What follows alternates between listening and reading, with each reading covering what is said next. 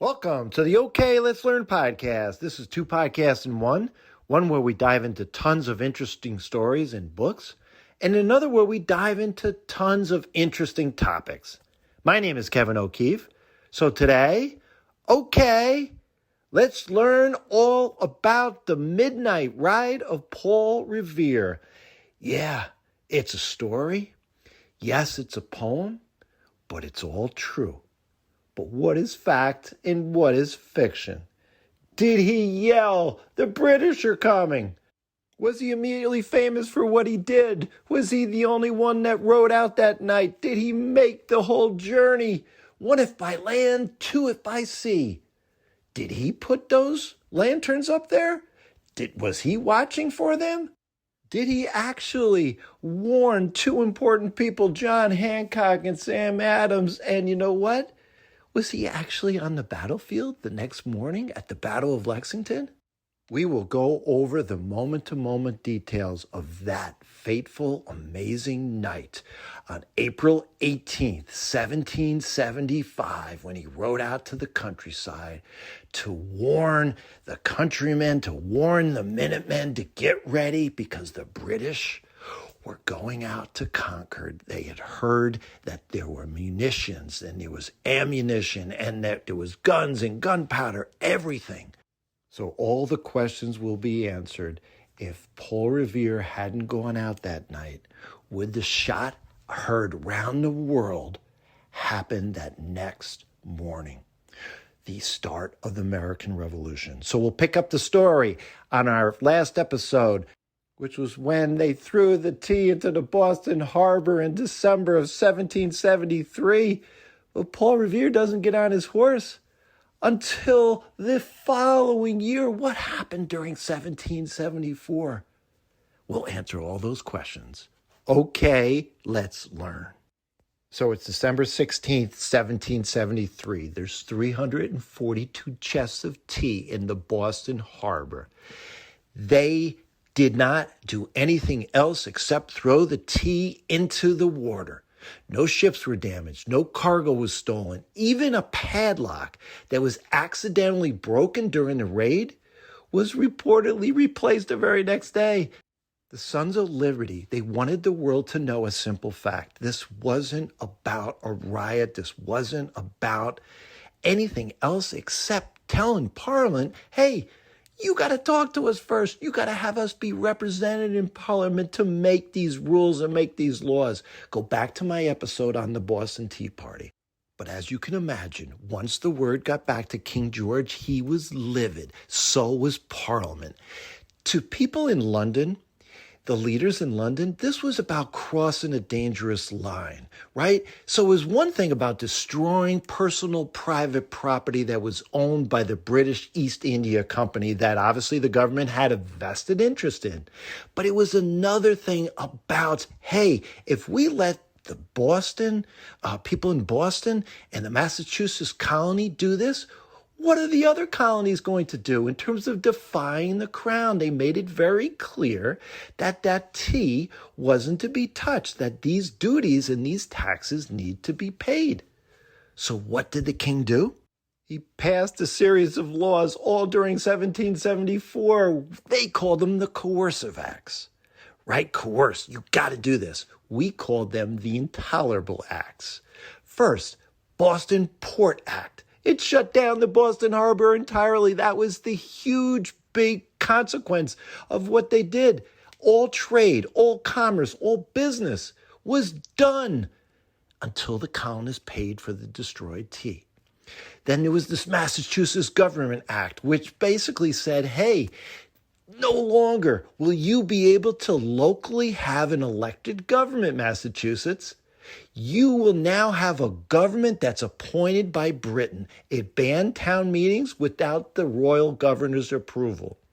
The Administration of Justice Act, a fancy way of saying if you were charged with a crime, if you were a British official or a soldier, guess what? You would be tried in a court in Britain or another colony, not locally. You're not going to have to face a local jury. And finally, it was the Quartering Act, which basically authorized royal governors to house troops, to house the redcoats in unoccupied buildings, barns, and outhouses if the local barracks were full. The bottom line, it took the local control out of Boston. Even where the redcoats would be stationed would now be dictated by the crown across the ocean. But the worst was no doubt the closing down of the harbor. Everything was closed. No business was done. This is essentially what was going on now in Boston. Boston was being occupied. And as I mentioned in a previous episode, what was so important to understand here, this advanced the cause. Why? Because the other colonies came and rallied around Boston. Farmers in Connecticut sent food. Virginia sent money. South Carolina shipped rice. Communities 100 miles away were collecting supplies for the struggling people of Boston.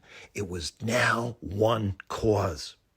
For the first time, people started considering themselves not just individually as someone from Virginia or someone from Massachusetts, but rather as Americans. That fall, delegates from the 12 colonies gathered in Philadelphia for what ultimately became known as the First Continental Congress. Their goal at this point wasn't about independence. This is still important to know. This year was critical. Most people consider themselves loyal British subjects. They weren't originally trying to create a new country. They just simply wanted to talk to King George, right? But he didn't talk to them. He did the opposite. He just put his foot down and he said, this is what we're going to do. So ordinary citizens started preparing for something that no one wanted to say out loud. War. Across Massachusetts, local militias trained more frequently. Blacksmiths repaired muskets, gunsmiths cast bullets, and women actually rolled cartridges. The idea of rising up against your parents was something now that was considered. So farmers quietly stored barrels of gunpowder. Blacksmith, they started making bayonets. Church bells became emergency alarm systems. And yes, messengers carried information from town to town. If British soldiers tried to seize military supplies, thousands of ordinary citizens would be ready in minutes. Yes, these volunteers became known as Minutemen, and this is what set the stage for what was going to happen next. In this year of 1774, yes, there was this guy named Paul Revere. He was already so well known in Boston. He was a busy businessman. He was a craftsman. He was a silversmith. He had inherited his father's business at a young age. His workshop made silver bowls, teapots, serving trays, buckles, spoons, engravings. He had actually engraved that illustration of the Boston Massacre that was ultimately sent out throughout all the colonies, right? So he wasn't just an artist and a businessman. He was a political activist. He wanted the same things that everyone else here wanted. Freedom, liberty, but freedom and liberty, but representation by their government. He, like many people, didn't want to be pushed around. So guess what else he really loved to do? And he was good at? Riding horses. So he knew everyone. Merchants, printers, doctors, ministers, dock workers. And members of the Sons of Liberty. So if information needed to move quickly throughout Boston, not only did Paul Revere, not only was he often the person that delivered information, right? He knew exactly who it needed to go to. He had connections. If you were anyone that's important in Boston, or even any regular person, you knew Paul Revere. And yes, because he was always traveling, he knew all the roads in and out. And you know who else did? Someone that was even more influential, more famous, more people knew. This was Dr. Joseph Warren. He was one of the chief organizers behind the scenes. He was an accomplished physician, but medicine was only part of his life. He was a gifted speaker. He was a great organizer, as I said, and he was one of the most important, trusted people in Massachusetts. Samuel Adams loved him, relied on him. John Hancock trusted him. And yes, Paul Revere as well. He didn't survive this time period. He didn't. And historians actually believe that today he could be remembered alongside all of our founding fathers. But history and circumstances have a crazy way of determining what happens in the future. You know who ended up becoming more well-known? Yeah, John Hancock. We talked about him in our previous episode. It's important to understand what he was doing at this time period and who he was.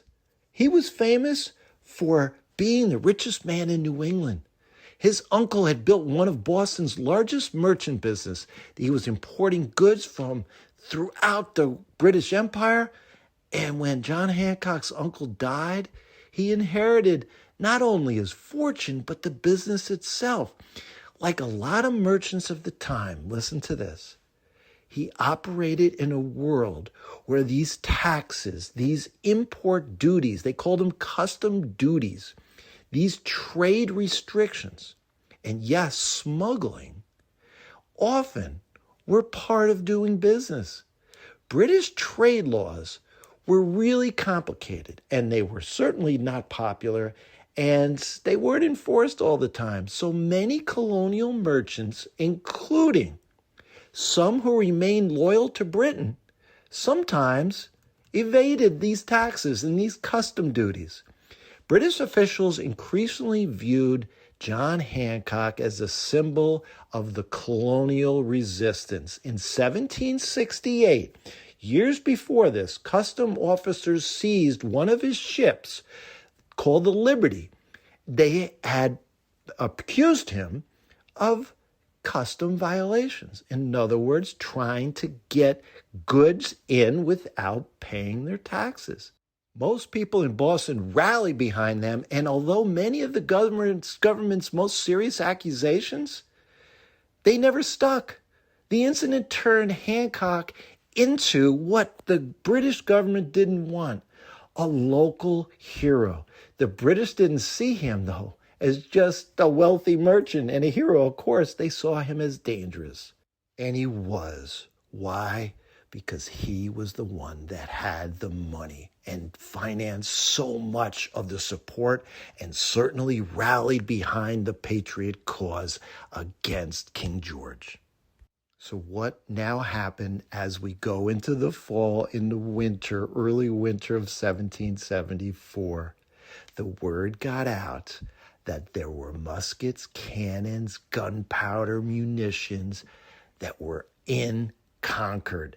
It was 20 miles northwest of Boston, and it was obviously there because they figured it was away from the Redcoats. It would be safer.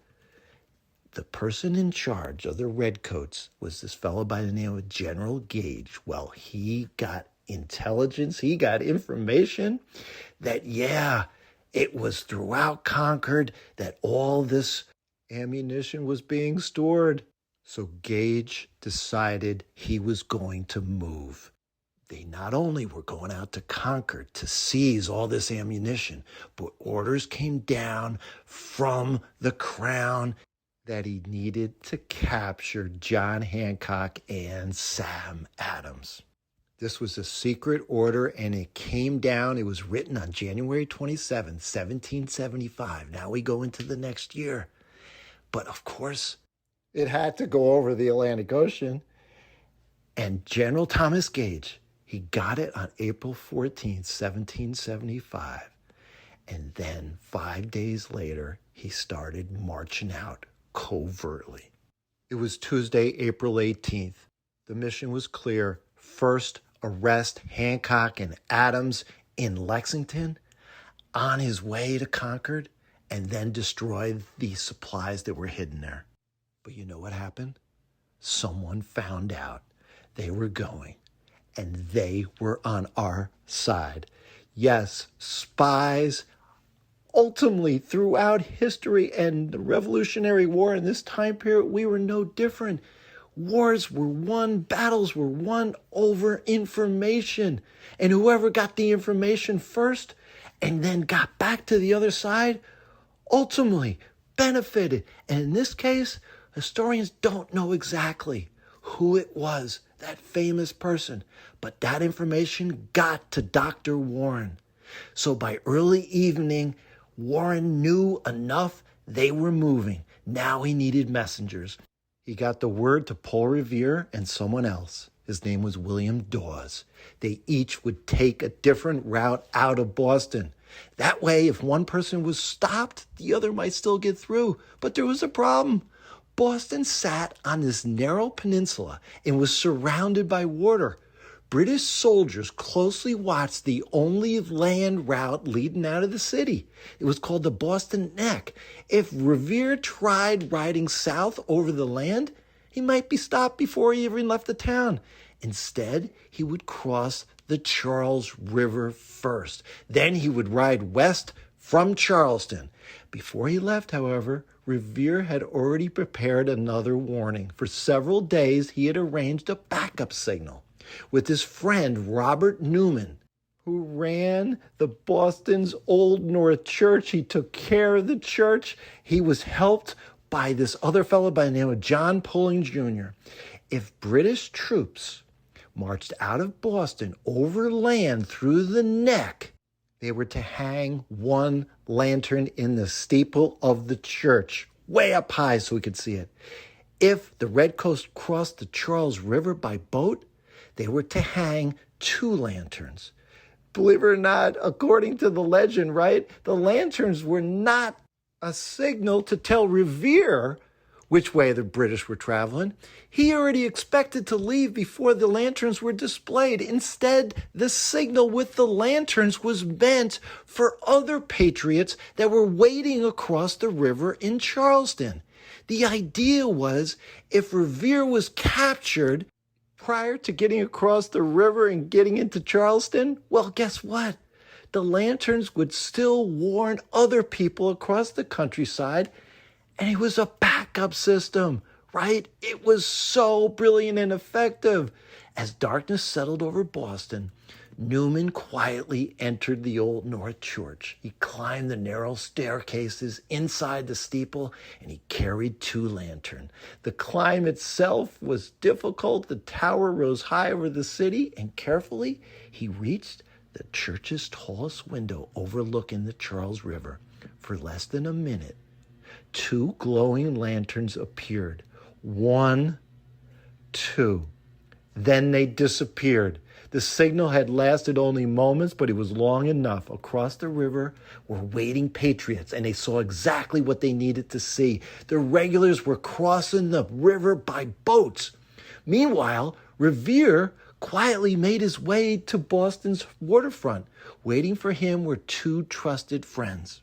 He needed to quickly and quietly get across the river, but there was a problem. The British warship Somerset was sitting right there. Yes, if they could quietly go past the warship, they would be fine. But rowing at this point with no one out there made too much noise. The oars lining up against the locks on the boat during this time, as they moved back and forth with the oars, made too much noise. You needed to muffle the sound. He needed cloth, and he had forgotten some. So his friend ran to a woman he knew nearby, and she immediately threw down her petticoat. And yes, now they had the cloth to make the trip. Quietly, it made it past the ship. And when he got to the other side, he had a horse ready for him, a fresh horse, and it wasn't even Revere's. It belonged to this patriot named John Larkin. He had quietly arranged for the horse to be ready. He mounted it quickly. It's now around 10:30 at night. He had 20 miles to ride. Every minute mattered. Meanwhile, William Dawes, he faced another challenge, a different one. Instead of crossing the river, he calmly rode through Boston's Neck. Because he already had permission to leave the city after visiting family, British guards allowed him to pass. So off ride the two men. Revere, he didn't yell the British are coming. He didn't yell the regulars are coming. Why? He needed to be covert. He needed to be quiet. British patrols were everywhere. For another, everyone living in Massachusetts still considered them British subjects. It makes for a good story, and we'll talk about this later because this is where it came from, the poem. But it didn't make sense. Instead, what did he do?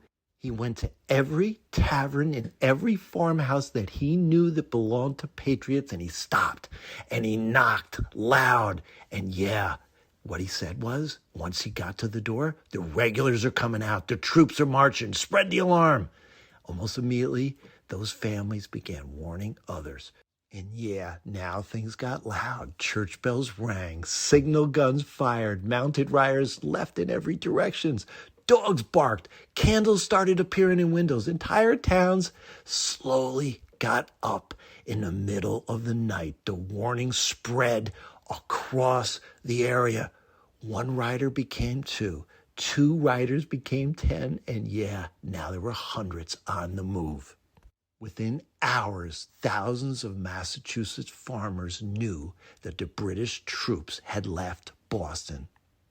Revere was now in the town of Medford. Then he was in Arlington, and now he was heading towards Lexington. And yeah, the roads were full of redcoats, patrols. They were out and about. At one point, one patrol nearly intercepted him. He quickly turned onto a side road, circled through a pasture, and escaped. It wouldn't be his last close call. Shortly after midnight, Paul Revere finally arrived in Lexington. Yeah, he was where he needed to be home. It was the home of a Reverend Jonas Clark. And inside, there they were, Sam Adams and John Hancock. The house was already being guarded, and one of the soldiers, actually one of the patriots that was guarding the house, it came up to him as Revere went charging towards the front door. "Be quiet. You're going to awaken the household." And Revere's retort came right back. "Me? Noise? You're going to have noise long enough. The regulars are coming." Within minutes, Hancock and Adams were at the door. They were warned. Now they could escape. But their work wasn't finished. Dawes had arrived in Lexington at the same time. But the problem was, this was all about not only warning Hancock and Adams, it was about making sure that all those supplies in Concord were not going to be destroyed by the redcoats. The 2 men decided to continue riding west. Soon, along the road, they came upon another rider. His name was Dr. Samuel Prescott. Unlike Revere and Dawes, Prescott wasn't leaving Boston on his secret mission. Instead, he had just been visiting his fiancée and was returning home to Concord. When he learned what was happening, he immediately joined the mission. 3 riders were now galloping together into the darkness. None of them knew that British officers had actually anticipated exactly this possibility. They were waiting. Their job was simple. Stop anyone carrying messages. Capture any suspicious riders. Prevent the countryside from waking up. These were the orders that came from General Thomas Gage, right? So somewhere between Lexington and Concord, near a place called Lincoln, the 3 patriots suddenly spotted movement up ahead. Yeah, there they were. "Halt!" The riders scattered instantly. Each man made a split-second decision. Dr. Samuel Prescott, who knew the local countryside better than anyone, he turned sharply toward a nearby stone wall. Without slowing down, he pushed his horse forward. They both leapt over a wall, and they disappeared into the darkness. The redcoats went after them, but he escaped. He continued riding all the way to Concord. In many ways, Samuel Prescott was the only rider who completed the entire mission exactly as planned, and you could argue he was the hero. William Dawes also escaped at first. He was turning down another road. He managed to avoid capture, but as he galloped away, his horse either stumbled or threw him to the ground. Fortunately, Dawes wasn't hurt, but his horse was gone, and he was forced to make his way back toward Lexington on foot. His famous ride was over. And Revere? Yeah, his ride was over too. Several British officers surrounded him. There was no escape. The soldiers pointed their pistols directly at him and demanded to know who he was. Paul Revere. The officers searched him and questioned him repeatedly. Where had he been? Where did he go? What was he doing? Paul Revere remained calm. Then, in the boldest moments of the entire night, he decided to bluff. He told the British officers that they were already late. They were already too late. He told them this. He claimed that the countryside had already been alerted. He warned them that hundreds, perhaps even thousands of armed militia were already gathering. Whether he exaggerated intentionally or not, or if he just came up with it on the spot, it was a brilliant move. The officers, the redcoats, immediately were scared. Then, out of nowhere, somewhere in the distance, they heard it. Church bells, alarm guns, shouting, dogs barking, horses. The meeting ended as dramatically as it started. It was over. Revere's warning system had worked far beyond anything that the redcoats had expected. The officers suddenly realized that they might themselves be in danger. Instead of taking Revere back to Boston as a prisoner, they made a moment's executive decision at that point. They took his horse. They confiscated his saddle and the equipment, and they ordered him to get out and to leave. They rode away as quickly as they had appeared. Paul Revere suddenly found himself standing alone in the road without a horse. More than a dozen miles from Boston, his ride was over, but his night wasn't. It's now about 2:30 in the morning. He goes back to Lexington on foot. By the time he gets there, everyone is hurrying through the streets. Families are packing their belongings. Messengers are arriving from neighbor towns. Minutemen are cleaning their muskets. Everything is in a state of panic, excitement. What will happen next? And inside that house where Hancock and Adams were, they hadn't left yet. Hancock didn't want to leave. Adams said, "We got to get out of here." He finally convinced him. So Hancock, his fiancée, Dorothy Quincy, and Adams head into the countryside, northwest towards Burlington.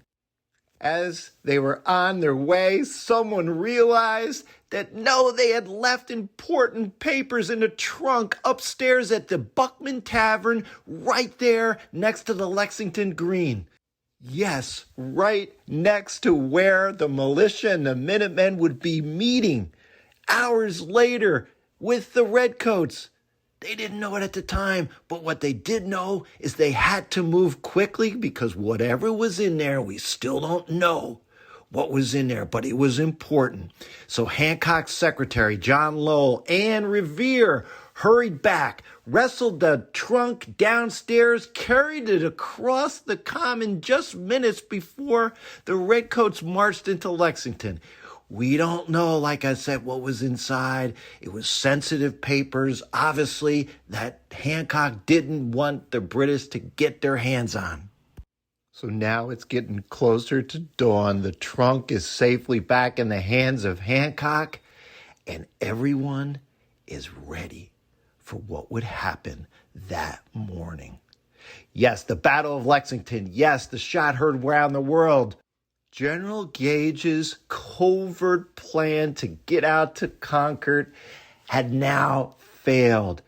But it wasn't about one man, Paul Revere. It was about a huge communication network that was set up by Dr. Joseph Warren. It was Revere. It was William Dawes. It was Samuel Prescott. It was dozens of unnamed writers that we still don't know today. It was the people that were running the church with the lanterns. It was the guys in the boats. It was the spies. And yeah, it was the militia captains that got everyone out. People that rang the church bells. Ordinary farmers that were waking up their neighbors in the middle of the night. This was a movement, and they were getting ready to fight. Revere, he left. He had had a long night. He wasn't there when the fighting literally was going on. That whole next day, he ended up heading back to Cambridge and Boston. And through the years, he wasn't, like I said, that famous worldwide, but certainly he was known throughout Boston, and he continued his work as a businessman, as a dispatcher. He worked on lots of different military projects. And bottom line, what made his ride so famous? It wasn't until 85 years later, in 1861, a fellow by the name of Henry Wadsworth Longfellow, he turned him from just another historical figure into a legend. His poem wasn't really intended to be perfectly accurate, and it wasn't. It was written to inspire a nation that was heading into the Civil War, and ever since, millions of people have imagined this midnight ride through Longfellow's unforgettable words. The whole poem is no doubt a future episode along with the life of this amazing poet, but here is the opening and then closing lines. Listen, my children, and you shall hear of the midnight ride of Paul Revere on the 18th of April in 75. Hardly a man is now alive who remembers that famous day and year. And as the poem closed, so through the night rode Paul Revere, and so through the night went his cry of alarm to every Middlesex village and farm, a cry of defiance and not of fear, a voice in the darkness, a knock at the door, and a word that shall echo forevermore. For borne on the night wind of the past, through all our history to the last, in the hour of darkness and peril and need, the people will waken and listen to hear the hurrying hoofprints of that steed and the midnight message of Paul Revere. As we wrap up the podcast, it's important to know that Henry Wadsworth Longfellow, yes, he took poetic license. He simplified the story. He left out William Dawes and Samuel Prescott.